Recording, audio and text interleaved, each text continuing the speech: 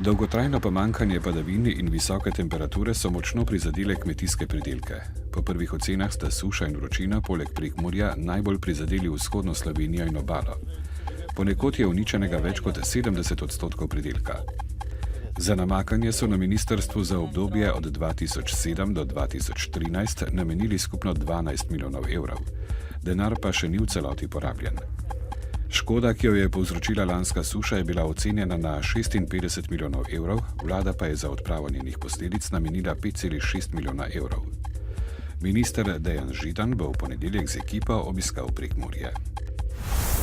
Na Krasu naj bi postavili park vetrnic, družba Vepa je namreč pridobila energetsko dovoljenje za projekt parka vetrnih elektrarn Senožeška Brda, po katerem bi na Krasu postavili do 40 vetrnic s skupno močjo do 120 MW. Načrt so predstavili divaškim občinskim svetnikom in predstavnikom lokalne skupnosti. Gradnja pa bi se lahko začela najhitreje leta 2016. Današnja Delo in Večer poročata, da bo moral nekdanji profesor geografije na mariborski prvi gimnaziji Branko Kandrič zaradi spolnega nadlegovanja dijakinje za leto in pol v zapor. Vrhovno sodišče je namreč zavrnilo zahtevo za varstvo zakonitosti, zato naj bi kmalu prejel poziv za prestajanje kazni.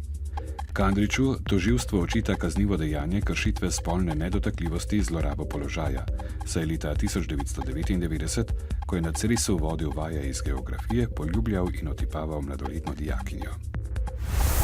Prihajajoči konec tedna bo eden najbolj prometno obremenjenih v turistični sezoni, saj se začenjajo počitnice v Italiji.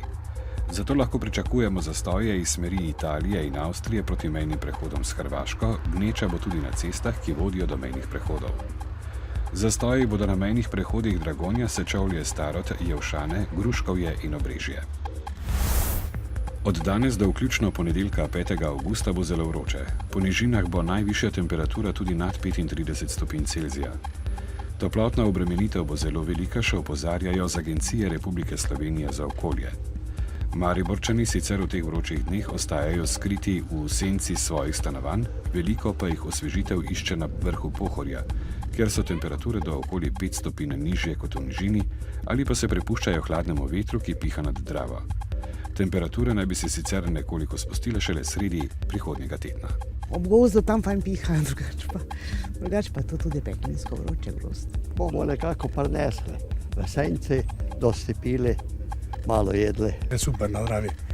Vleče tak fajn hladen veter po kakih meter na Dravo. Super.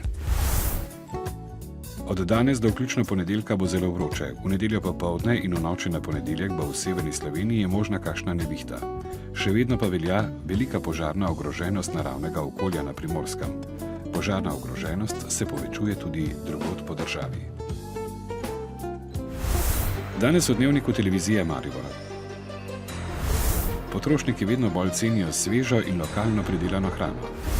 Preverjamo, ali imajo v papirnicah in knjigarnah pred začetkom šolskega leta gnečo. Objavljamo pogovor Ane Bučar s celjskim škofom Stanislavom Lipovškom.